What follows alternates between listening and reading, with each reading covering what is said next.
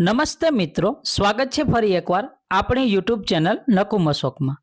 આજના વિડીયોમાં વાત કરશું ખેડૂત મિત્રો માટેની એક યોજના છે જે ખેડૂત મિત્રોને પાકની અંદર નુકસાન થયેલું હતું તેવા ખેડૂત મિત્રોને સહાયનો લાભ છે તે મળવાને પાત્ર રહેશે, જેની વિગતવાર માહિતી આ વિડીયોના માધ્યમથી હવે આપણે જાણીએ। ખાસ મિત્રો, અમારી ચેનલને સબસ્ક્રાઇબ ના કરી હોય તો સબસ્ક્રાઇબ કરી બેલ બટન દબાવવાનું ભૂલતા નહીં। ગુજરાતની અંદર 10મા મહિનામાં એટલે કે મિત્રો ઓક્ટોબર 2024માં આ મહિનાની અંદર ભારે વરસાદના કારણે કપાસની ખેતીની અંદર નુકસાન છે તે થયેલું હતું કે જે ખેડૂત મિત્રો છે જે કપાસનું વાવેતર કર્યું હતું તેમને વધારે વરસાદના કારણે એ કપાસનો પાક છે જેમાં ઘણું બધું નુકસાન આવેલું હતું। તેનો રાજ્ય સરકાર દ્વારા સર્વે કરવામાં આવેલો છે અને જે ખેડૂતોને કૃષિની અંદર સહાયનું પેકેજ છે તે સરકાર દ્વારા જાહેર કરવામાં આવેલું છે। SDRFના નિયમ મુજબ 33% કે તેથી વધારે નુકસાન થયેલા ખેડૂતો મિત્રોને આ સહાયનો છે એ લાભ છે તે મળવાને પાત્ર રહેશે। રાજ્યના ભાવનગર જિલ્લો છે, છોટાઉદેપુર, જામનગર, રાજકોટ, અમરેલી, સુરેન્દ્રનગર જિલ્લાના ખેડૂતોને આ પેકેજનો લાભ છે તે મળવાને પાત્ર રહેશે। ખાસ મિત્રો, કપાસના પાકમાં 33% કે તેથી વધારે નુકસાન થયું છે તેમના માટે SDRFના નિયમ મુજબ પ્રતિ હેક્ટર દીઠ 8,500ની સહાય એટલે કે મિત્રો 1 હેક્ટરની અંદર નુકસાન થયું છે જેમાં 8,500ની સહાય।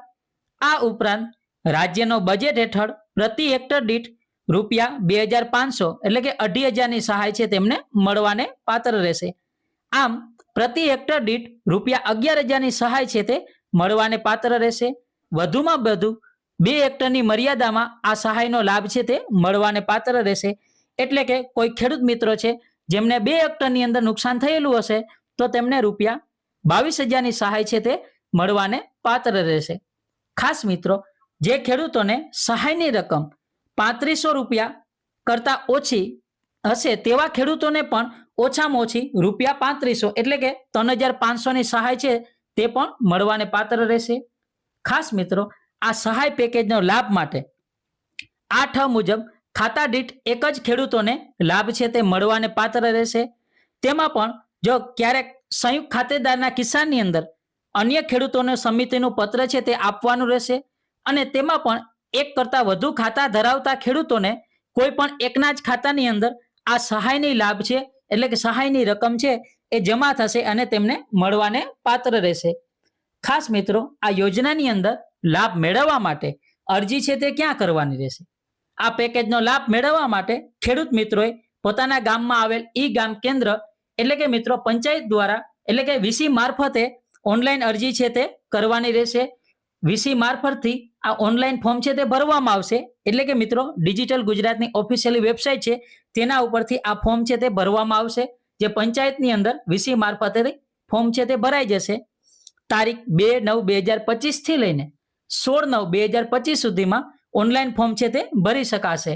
એટલે કે મિત્રો હાલ આ યોજનાની અંદર ફોર્મ છે તે ભરવાના શરૂ છે। કયા ડોક્યુમેન્ટની જરૂર પડશે? જેમાં 7/12 અને 8ની નકલ, આધાર કાર્ડની નકલ, બેંક પાસબુકની પ્રથમ પેજની નકલ અથવા તો કેન્સલ ચેક હશે તે પણ ચાલશે। કપાસના પાકનો વાવેતર કરેલો છે તેમનો દાખલો અને સંમતિ પત્રક એટલે કે સંયુક્ત ખાતેદાર હશે તેમને આ સંમતિ પત્રક છે તેમની પણ જરૂર પડશે।